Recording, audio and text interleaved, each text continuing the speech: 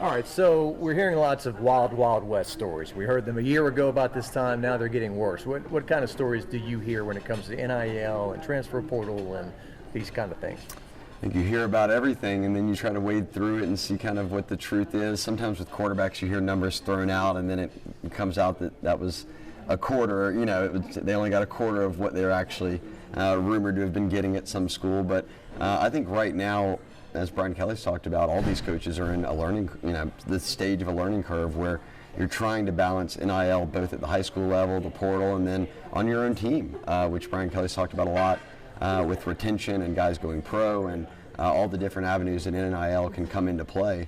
I think right now every head coach is out there just trying to see how it unfolds year after year because so much is changing so quickly. So the stories we hear about a guy is in the portal because he's not getting as much money as he would like, or a guy's in the portal asking for X amount of money, and I'm not talking about LSU, I'm talking about all schools. Those stories are pretty true. I think that happens a good bit. I think one thing I've heard, and this is happening at LSU, and I think a couple of other schools have taken this approach that have had head coaches that have been around the game a long time, is that if a guy is trying to enter the portal and say, if you want to keep me, this is what it's going to cost, then they're going to let him walk. It's not going to be one of those things where you kind of waffle back and forth and use the portal as a way to get more money out of LSU. Those conversations happen on the front end, and if you decide you're going to enter the portal, that's going to be the end of the discussions, and certainly won't go any further down the NIL road with that. So I think that's a model that a lot of schools are probably going to start adopting as kids say, I'm entering, but if you want me to come back, this is what it's going to cost.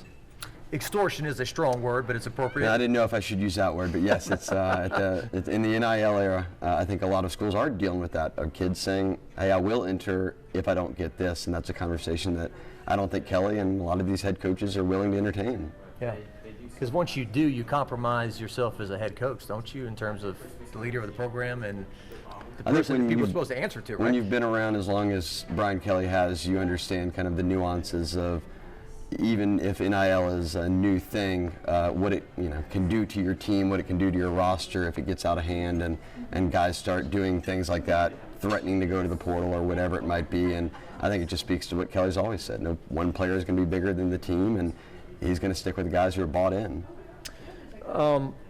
The pendulum will swing back eventually, and this thing, it has to, yeah. Right? I think everything's cyclical, but I think that all head coaches kind of are, and assistants are waiting to see when that pendulum does swing back towards some regulation, some more guidelines as to, is this really pay for play? What are we doing here type thing?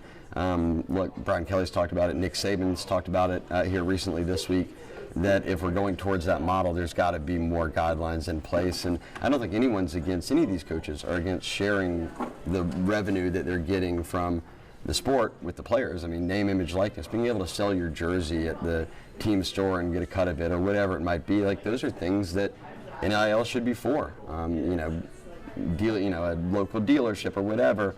Those are things that can help kids out and expand their brand, which is big for a lot of players, obviously. But I do think that in terms of this wild, wild west feeling of X, Y, and Z schools are just going to be out here paying guys to join the roster, at some point is going to be reeled back in. And I think everyone's just on that roller coaster to figure out how much power the NCAA has to reel it back in and what their plan is, because it seems that every 6 months we get sort of some new legislation that changes it once more and kind of throws another wrench into it. And the legislation is state by state. It's not a uniform thing. That's still a big problem, right? That's a big problem for a lot of schools that point to states where high school players can make NIL money, and then guys are getting deals in high school and then may stay at a school or stay in state.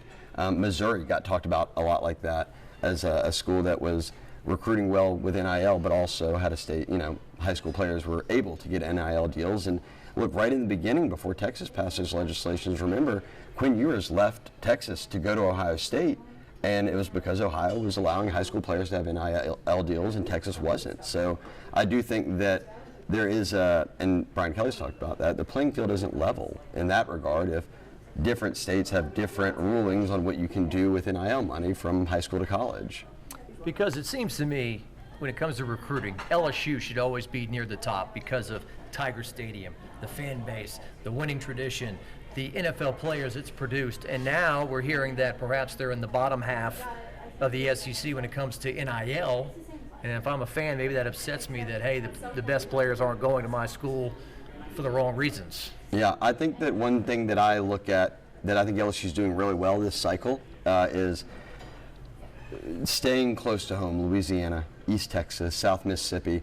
I think just between Texas and Louisiana, 24 of the 28 signees, something in that range, 23 of the 28 are from those areas. So I think it speaks to a couple different things. NIL-wise, it's not as big of a factor because those kids in Louisiana grow up and they want to play at LSU. They want to play for their home state. So there isn't that, fear of, we've got to pony up NIL money to keep everyone in Louisiana. It's a lot of these kids just want to be here. And then also I think, and just as big of a factor is player retention, the portal right now, which obviously NIL can factor into, but guys who are from Louisiana, East Texas, their parents can come to every game, or their grandparents, or if they're homesick, they can drive home a few hours and get there, as opposed to you've got kids from California and Florida and the Northeast or whatever it might be, and they get homesick and they're in the portal and they're going to another team. I think that they're smart to approach it right now by saying, let's just load up on Louisiana, East Texas, South Mississippi, the border states, and then kind of recruit other pockets of the country by need of what we don't have in those areas, because you're just more likely to retain those guys over a longer period of time. Where does LSU rank right now in the SEC in terms of this NIL race? That's everyone's biggest question. I don't think anyone would put them ahead of an A&M or a school like that that's certainly got a lot of money. But look, we also saw A&M spend a lot of money on NIL high school players right away when the NIL era started, and it exploded on them, and they had a terrible season, and about half the team left, and now the head coach is gone. So as Brian Kelly said, all money's not good money is probably true in this case. So and now we've seen A&M balance that out, where they have not spent kind of as much on high school kids and tried to take more of the old school approach of, hey, let's just recruit to our needs, and if a guy is wanting X amount of money, we won't necessarily go all out for him. And then you see the flip side of it, I think, right now with Ole Miss, a team that is stacking guys left and right in the portal, and a lot of people point to NIL as a reason, and they've got a big collective at Ole Miss. And I think that Lane Kiffin sees it as a time where an expanded playoff, I've got my starting quarterback coming back, we've got some big pieces coming back. Let's spend more NIL on the portal than we do high school, and their high school class I don't believe is ranked in the top 20, but they'll have the best portal class in the country, and that's a short-term goal of winning a national championship. But I think that long-term coaches are going to realize that, as Brian Kelly said, developing high school players and then using the portal just to kind of patch the holes on your roster is going to be the best way to retain your roster and then keep it kind of firm over a number of years. So I guess the question a lot of LSU fans have is LSU heading in the right direction, especially now when you lose Jaden Daniels, a Heisman Trophy winner who was able to mask a lot of deficiencies or minimize them in a 9-3 season moving forward? Yeah, I think LSU's fine. They have a really good recruiting class coming in. They've already got some portal guys that will help. They'll add more portal guys. And I think one thing to watch is retention. I mean, the players like Mekhi Wingo or Mason Smith or some of these guys come back that are just as important, if not bigger, than signing some five-star that out of high school that could or could not be a big-time player for you, but bringing back starters that may go to the NFL in years past and instead would say, okay, I'll come back for one more year. I think that's one thing everyone's watching right now in terms of LSU in the short-term future of the program and kind of how good they can be going into this expanded playoff era, because I think the feeling for most is that if you're in the SEC and you can win 10 games in the regular season, you're probably going to get into the playoffs, whether you win the conference or you don't. So the goal right now, I think, for Kelly and them is let's keep this at an 85-man roster that we feel good about, and we just kind of continue to build it from there. And it's wild to think that 2 years ago they had 38 players on scholarship. So to get to where they're at now, have the season they had on offense, to have a Heisman winner, I think a lot of LSU fans would take that for granted because, as you guys know, it's 60 years between Billy Cannon and Joe Burrow. Made that a very big deal. Now it feels like, oh, another Heisman, like great type of thing, when in reality that's so rare for LSU that you've kind of turned yourself into a school that's now known, like Oklahoma and others, for quarterbacks coming there and having the tools at their disposal to, if they play well, be in the conversation for awards like that. Defensive lineman, the interior defensive lineman, that is the big question. You touched upon it. If LSU doesn't get Mason Smith and Mekhi to come back, is that a problem?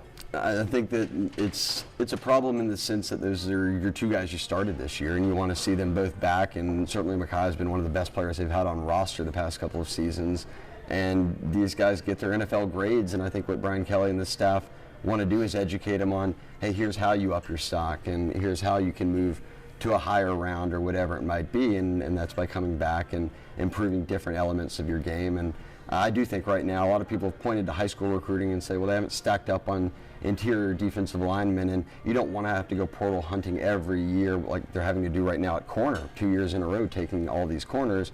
You don't want to have to do that every year. So defensively, I think right now retention is the name of the game on the defensive line.